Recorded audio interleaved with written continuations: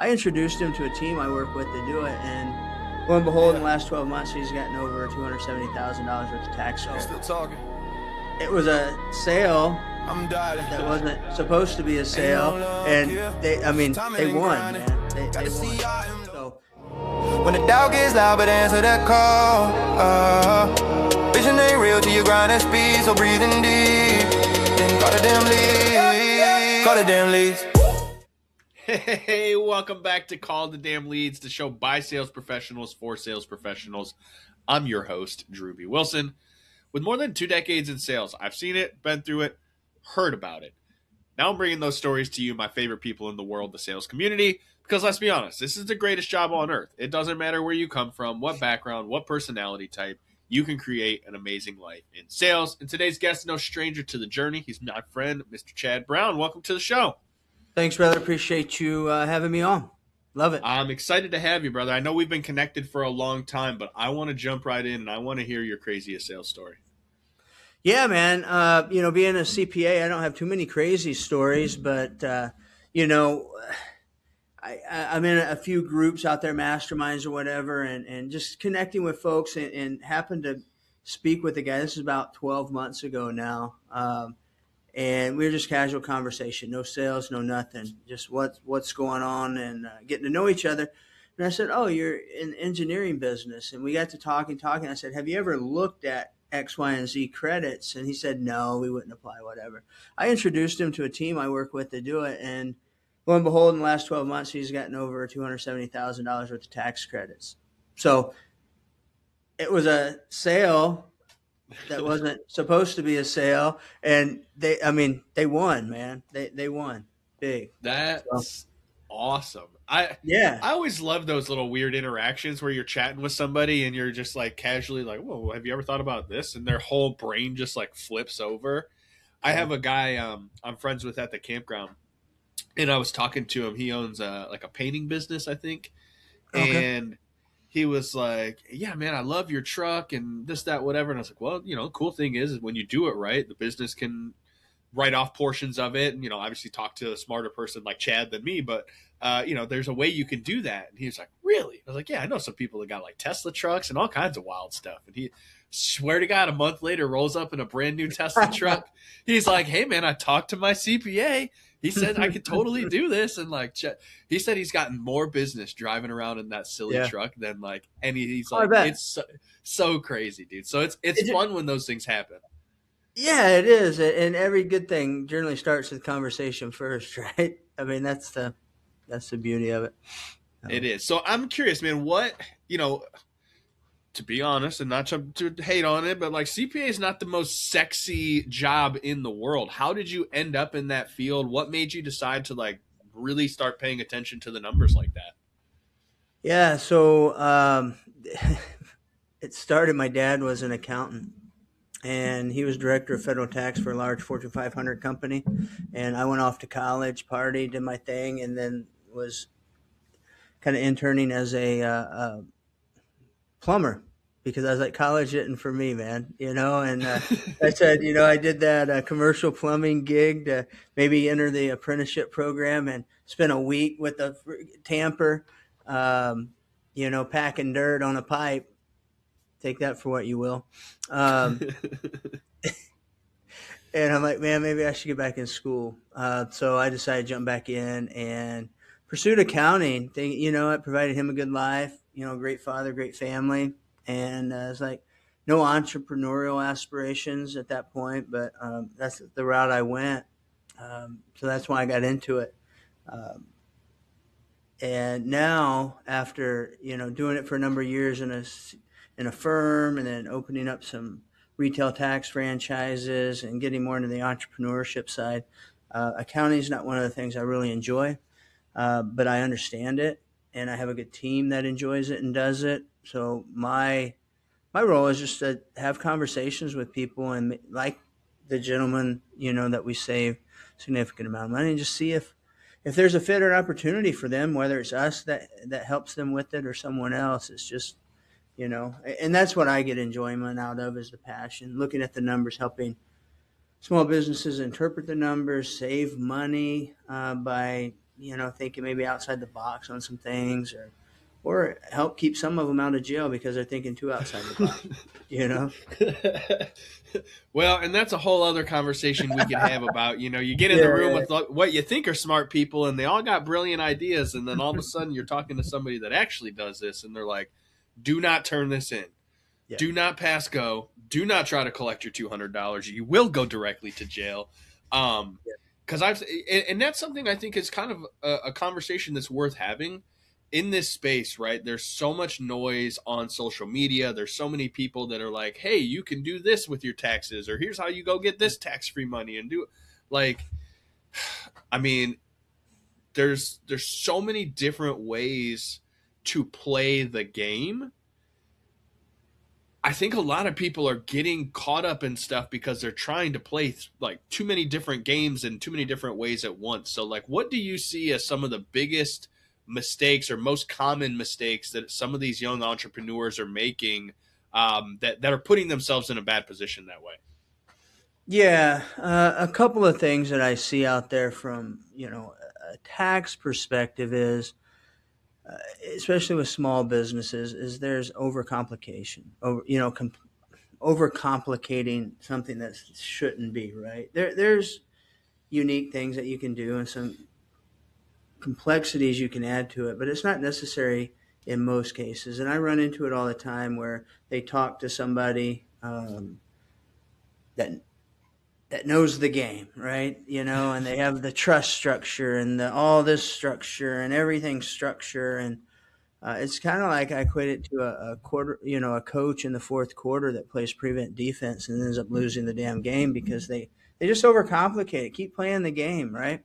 And Yeah. then make adjustments as you go. Don't just change at the last 5 minutes of the game, and then you open up the field and lose it. So there's some cute things out there that people try to do. A lot of times they make sense.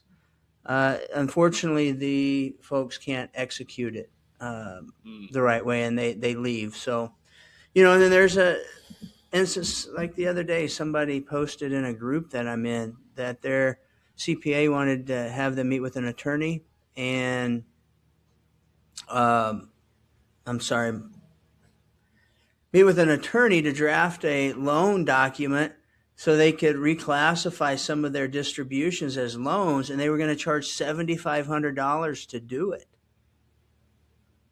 And I'm like, this is freaking crazy. So there's a lot of folks out there that are just spouting stuff, sounding smart and important, and it's a very simple thing, to do.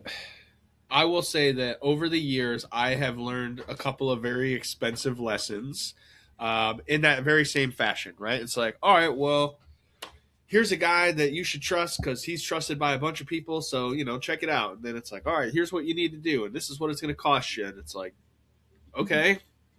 And then what? And then you realize, like, man, I paid all this money to do this thing and maybe it worked, but I could have just kept that money and put it into something else and it would have been just about the same result Yeah. end page anyways, right? Like, I think that's to your point.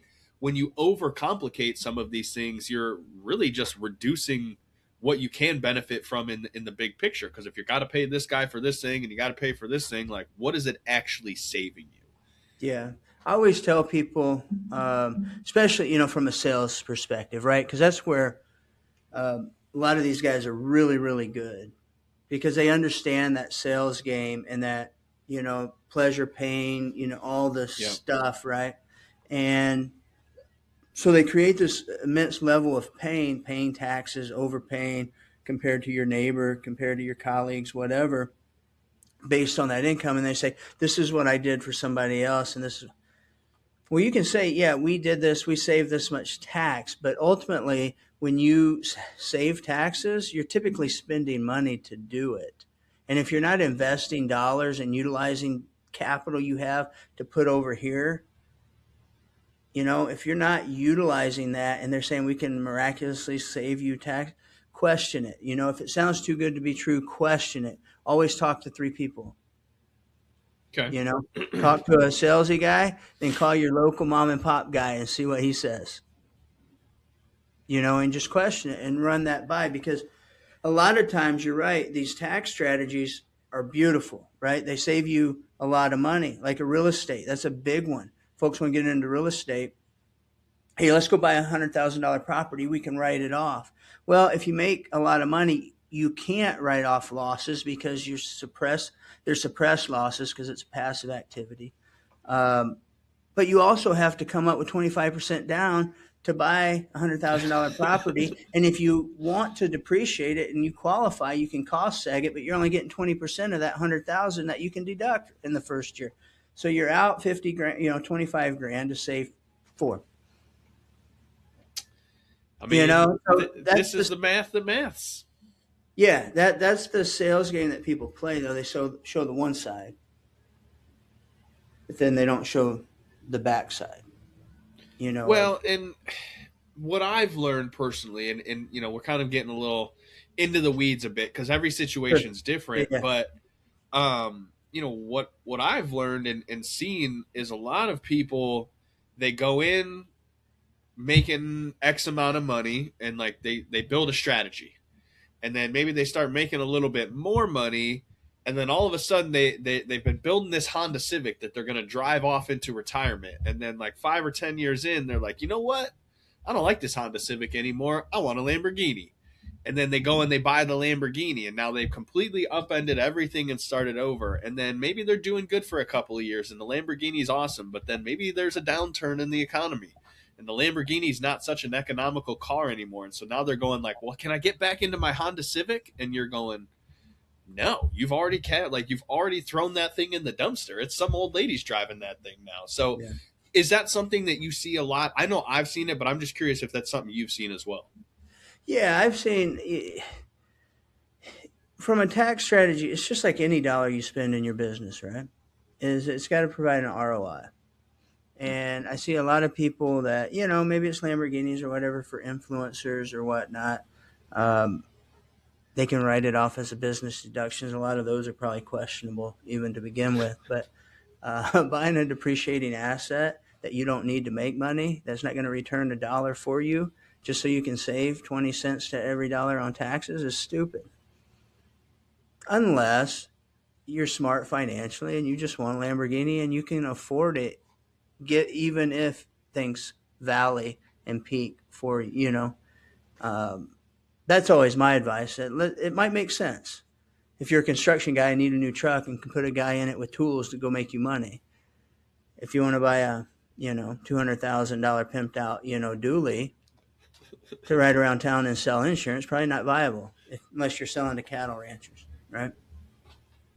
Well, and I think it is an interesting thing. I was having this conversation with someone earlier about kind of aligning with your clientele and where you are in your journey and where you fit in, because there are the people that are very luxury based. I want Rolex and Hermes and all the fancy, and there's nothing wrong with that. Nope. And objectively, there are also people out there who have way more money than the people that have the fancy stuff, because they're like, hey, I just like to live a simple life and I reinvest and I do this. And like everyone's perspective around what success should be is their perspective. Yeah. And I love how because we've worked together and we've chatted a little bit on the, offline. It's like, you're very much about like, what's your goal and how can we help you achieve your goal in the most effective manner possible? Yeah. Where did you find that as the best course of action for you? Because there are a lot of people out there that are, like you said, they're very salesy. They're very just kind of like get the deal done. But I've seen you have a very consultative approach. So I'm just curious kind of where you learned that from. Yeah, because I don't like to be sold. I like to be educated and questioned. If you ask my team or my business partner, my wife, anything about me, what's one of the most irritating things about me is I question everything. But if you ask the same people what my number one quality was, is that I question everything. I think I play a role as a devil's advocate, and I think as a service provider, I want my clients to win. Our job is to optimize their growth and financial well-being, essentially, for their business, their family, and how it impacts their overall life. And what goals are a part of that, right? Spending money on stuff you want is a part of that. But if you call me and we have a conversation and you're looking for somebody that's a yes person, that's probably not me. And whatever your financial situation, but if somebody called me and wanted to buy a $150,000 truck and they were profiting $50,000 a year from their business and had, their wife works, why you need a $150,000 truck, to sell insurance or to do this. I mean, you can do that in your car. You're pretty good at it. Keep building, keep stacking. I'm not telling them not to do it. I'll say this is what cash flow looks like. This is what it doesn't. Don't bet on blue sky. And they may agree or disagree, and that's on them. And there's no judgment. It's just like, but that's what we're here for. It's not just to do debits and credits and categorize transactions. It's to really have conversations that are real and some hurt, some don't, but that's what I expect from, my advisors and people. Like, just be straight. Let's good, bad, and the ugly and see where it washes out. Yeah, I appreciate that about you and your team, man. It's sometimes, especially when it comes to like the money, right? This is a conversation that so many people will kind of tiptoe or dance around, but like there's certain people in your life that you have to be able to get very, very clear with, and your money guy is one of them. And in being able to have a relationship with someone where you can be honest and transparent about things and non-judgmental to a degree, like we all got our internal judgments, like, yeah, sure, this dude might be a fool, but hey, sometimes the fools win too. So like, cheerio, big guy. And it's so fun because we do get to see people really grow and transition, and we get to see some of the switches flip as we work with them over time. You mentioned one early on, right? This guy you randomly have a conversation with, he kind of $250,000 in tax refunds that he's getting. What have been some of the other like really cool or just crazy things that you were like, I can't believe that happened, but this happened and here we are? Oh gosh, from the accounting world. Have you ever found anything just like totally crazy where you've like pulled a string and all of a sudden you're just like, whoa, this is wild? Yeah, a few times. I think it's really around, I think we talked before this. Sales is not sales, it's conversation. And good things happen when you talk to good people. And we took over a firm this year that, good or bad, short term, I mean, it's just keeps me up at night, but long term it'll be good, just through conversation. And we were able to provide a gentleman who needed to retire an opportunity to retire. His plan A had left and had no plan B, and so we worked something out that was mutually beneficial. And that was just through a conversation with somebody I knew 20 years ago that I happened to run into at a soccer field, because his daughter played on the club team in the age group below my daughters, and they were at the same tournament. So, I mean, just conversations with people and talking, and he brought something up, and I said, hey, I might be able to help. That's all I said, and we made a deal happen. Just looking at clients that might be a mess, and we're able to pull it together and actually help them get some financing to clean up their balance sheet, from some of these loans that they got in under. Great business, great revenue, great upside, getting murdered by rates. And I see that so much, man.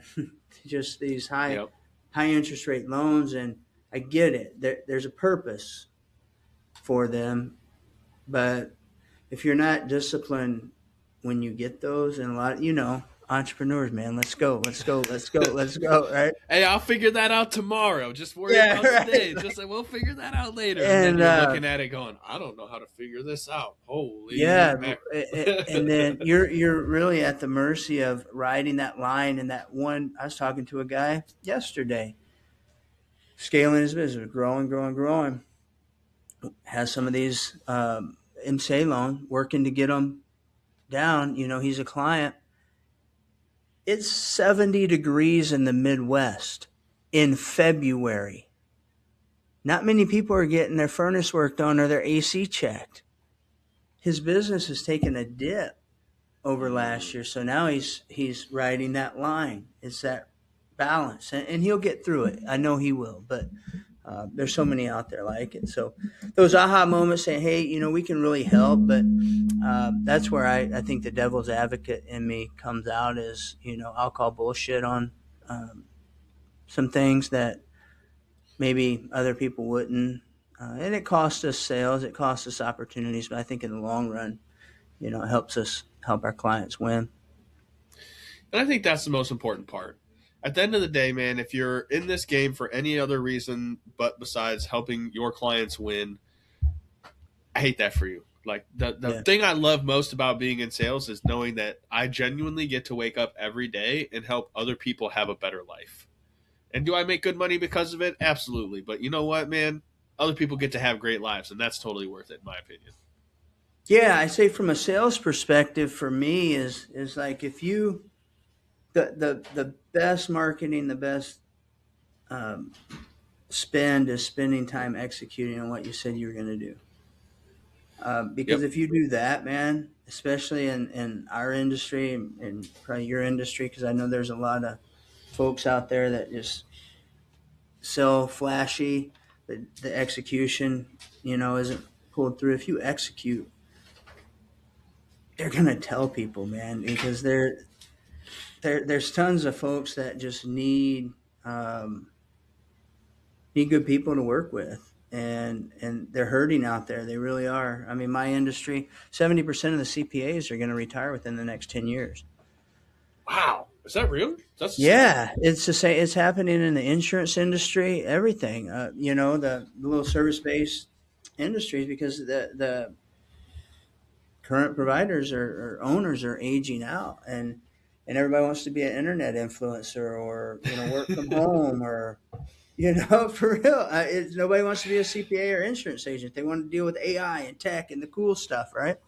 I don't blame them. I mean, but that is the game. And man, we could probably sit and nerd out on this stuff for many hours, and I know there will be another time where we probably will off camera, but I want to be respectful of your time today. How do we come find you, follow you, check out more of your content? I know you've been really putting out a lot of great stuff on social media lately, so what's the best place for us to check it out? Yeah, you can go to Facebook. It's Chad Brown. Instagram, Chad S. Brown CPA, I believe. We're on TikTok. I'm the bald guy with glasses talking taxes, So look me up on any of those channels. I'm on LinkedIn as well. Or our website, KenslerBrown.com. Well, I will make sure we put all that in the show notes so everybody can come find you, man. I appreciate you hanging out with me today. It's been a blast. You bet, brother. Appreciate the time. Listen, if you guys enjoyed the show, if you got something valuable from it, share it on social media. Tag me, tag Chad. Let the world know you enjoyed the episode. Maybe you know somebody who's doing some really sketchy tax stuff, and they need to hear this. You don't have to say, like, hey, man, I know you're doing sketchy stuff. Just send them this episode. Be like, hey, man, I heard this guy. He's pretty brilliant. Go check it out. I think you'll get something from it, because that's what this is all about. Sharing the movement, sharing the stories, helping people grow and get better every single day.